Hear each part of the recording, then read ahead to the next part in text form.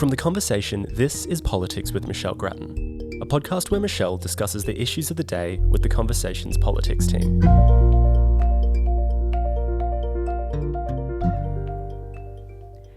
Hi, my name is Amanda Dunn. I'm the Politics and Society Editor for The Conversation.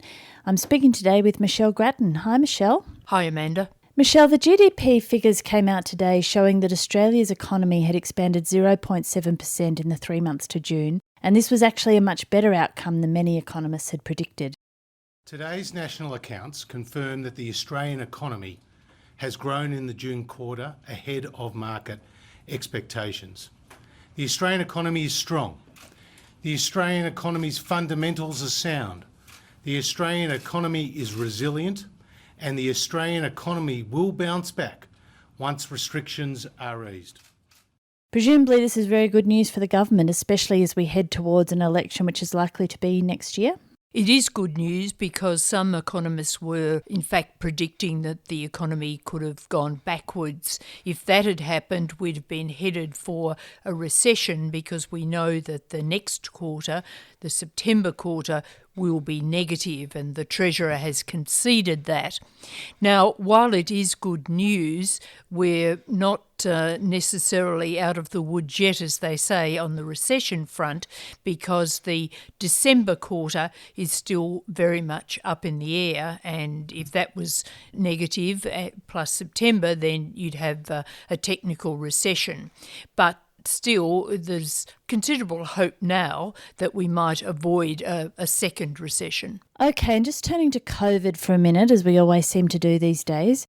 Victoria today announced a few very small easings of restrictions, but basically Dan Andrews has said that the state's going to stay in a strict lockdown until at least September 23rd, by which time he hopes we will have reached our 70% first vaccination rate. Meanwhile, in New South Wales, the numbers are still very high, and Gladys Berejiklian has basically conceded that she can't get back to COVID zero.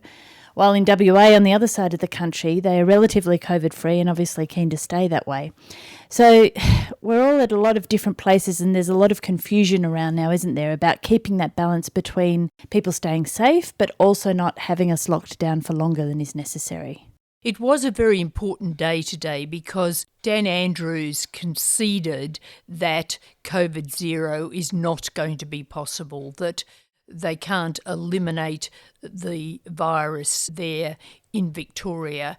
And of course, that had been the aim, and he'd held out for quite a long time before this week, but now the numbers are just so bad that the inevitable was conceded. And I think that will be seen as something of a turning point in this pandemic. You've now got the two large states, New South Wales and Victoria, saying that we have to live with the virus. Now, everyone says, and of course the federal government emphasises, we have to live safely with the virus.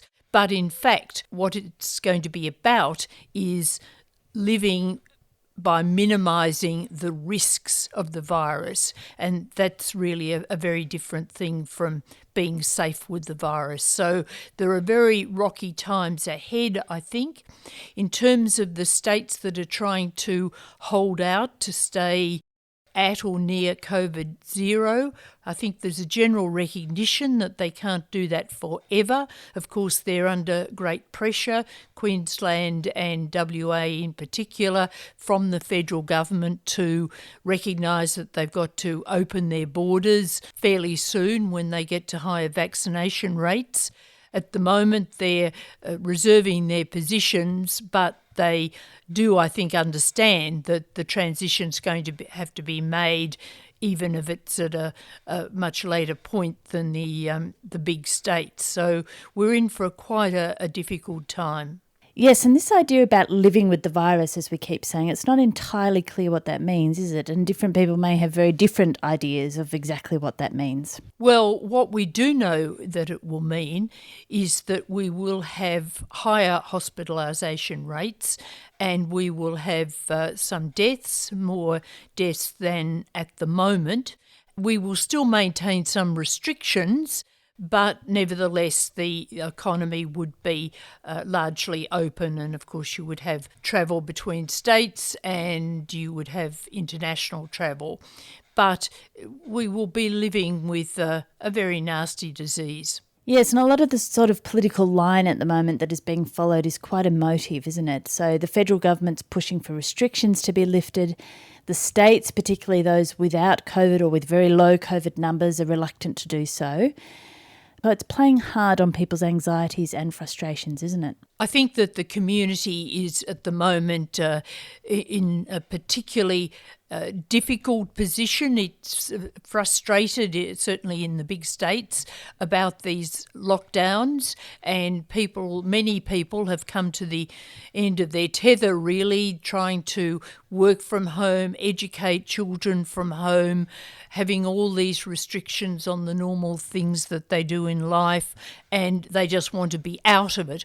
On the other hand, there's the knowledge, the recognition that, as I say, when we come out of it, and as we come out of it, especially in the transition period, there's going to be a lot of uncertainty about, and quite a lot more illness and pressure on the health system, and that's what governments are trying to grapple with at the moment. They're not always admitting it, but there's all sorts of work being done behind the scenes about how the health system is needing to be strengthened to cope with those months ahead. All right, Michelle, great to talk to you as always. Thanks very much. Thanks, Amanda. Our theme music is by Blue Dot Sessions. You can find more podcasts from The Conversation on our website at theconversation.com.